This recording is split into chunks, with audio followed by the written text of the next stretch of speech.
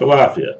I'm Philip John Neimark, the founder of the IFA Foundation International, and welcome to the first iteration for the month of August on our weekly Ifascope. It's hump time. I think I said that last week, but it's stuck in my mind because we now get into the transitional phase of our entire year. The summer is virtually over. Kids are going back to school. Parents are going to be dodging the little yellow buses out of the road when they're driving, and then trying to be sure that they get to their work on time. The days of having no schedules, no timing, no anything else are over, and or close to over. And as they become totally over and we're more aware of it, we should get a sense of our own responsibility and get back to some serious work. There is a time for play, but August, September, October, November, December, those are about serious work times. So let's see if we can't do that, because we've had a very, very long run of EB, of things being off path here, not here, but off path here. I had somebody, again, ask me, what does this mean? It's a teeter-totter. Maybe there aren't any more teeter-totters anymore.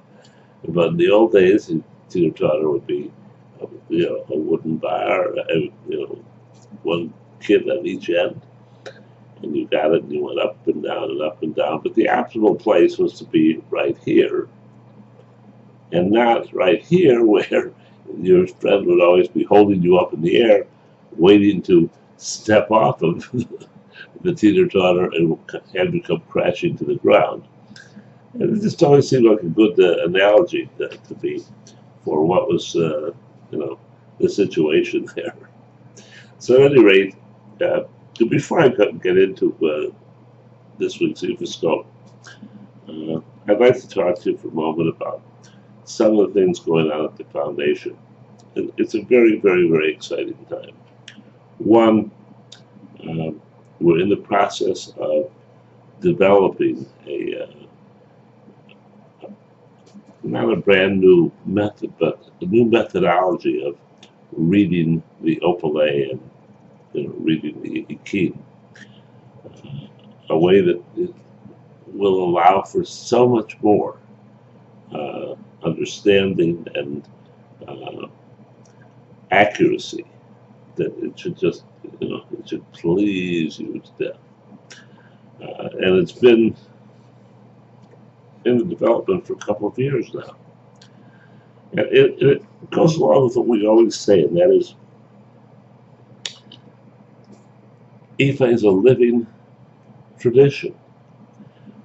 It's alive, and that's the reason that it's always right, and it should remain that way. But the people who have modeled their Ifa or Santeria or Lukumi after Catholicism, or after Protestantism, after Judaism, or whatever, are stepping into the, if not quicksand, the cement that will quickly adhere to their feet and their legs and make them immobile for all of the changes which are coming up. I mean, really, what would you do if you had to, think about cranking your car? What would you do if, if you had to make plans without an airplane or without the internet or without, all these things are changing so rapidly, so quickly, and if there isn't a way of keeping track of them, and then we're not only going to be lost, we're going to be frozen. So if we want to have our wishes come true, if we want to walk our path in the correct way, this is going to be a tremendous advancement. So please, just stay tuned for that, and we'll see what happens. In the meantime, this is a week where, thank heavens, we finally get right here. Notice this? Teeter-totter, centered, not off balance, no danger of your friend or brother or sister dropping you, with a thud into the ground. I wonder if they do have any more of them, or if they're considered, dangerous and a threat to us, and all kinds of things which the common playground has come to suggest. At any rate, the Odu this week was Obara wandering. And Obara is about, in the temporal side, a lot of really intensive male energy, the kind of energy that will propel you to go for what you want, to not take any prisoners, not to be rough, but just to be focused. And if you're a female, then it's the same thing. You have to go, for the gold, as it is. And on the other side, it's a wandering, and a wandering is about either upside down thinking, which, during the month of July, it sure, was the element of choice. But basically, in good fortune, which this week is, it is a matter of indicating that the blockages which have been so strong in our lives are getting ready to dissipate. And as they dissipate, as they go away, then what's left is a whole bunch of things we can do for ourselves, for our families, for the community, and for the world we live in.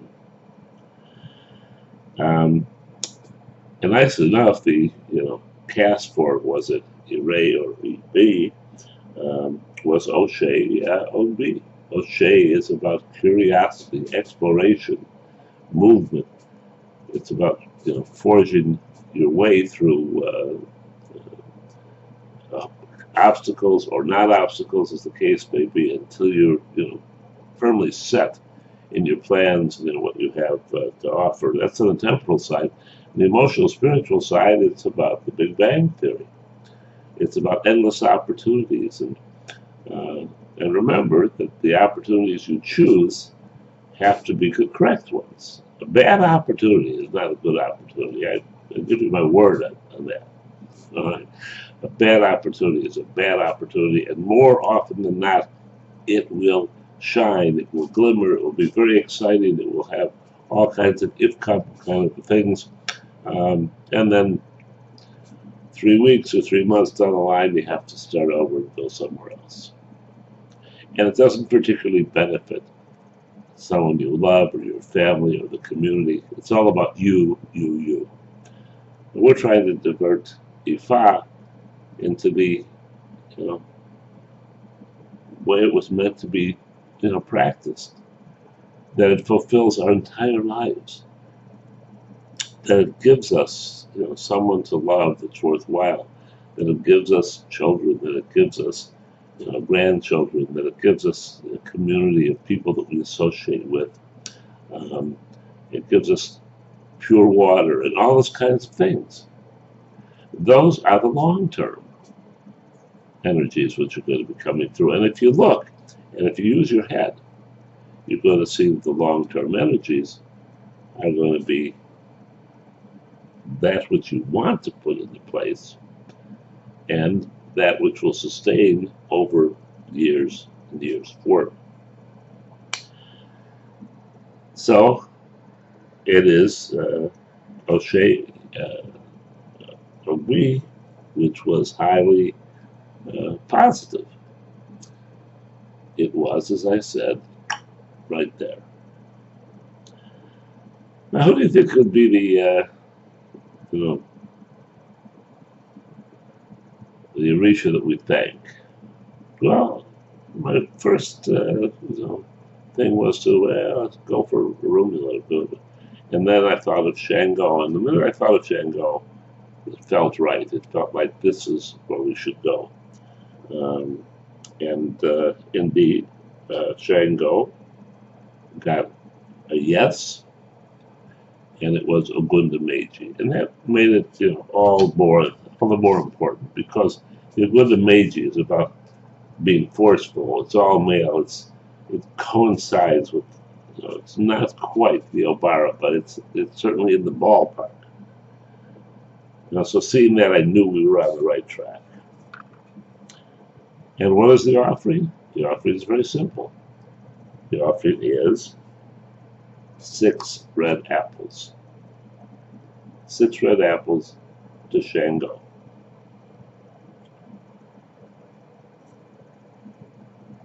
Makes sense to me. So all you do is take Shango down if you have one. If not, take what works for you. Light a tea candle, a glass of pure, clean water, and the red apples, and the prayer.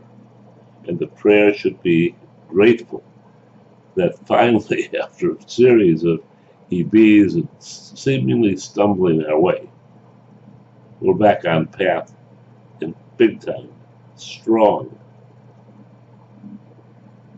And if we pay attention to it, we can take the first steps towards thousands more, which will give us the kind of Ifa life that was promised.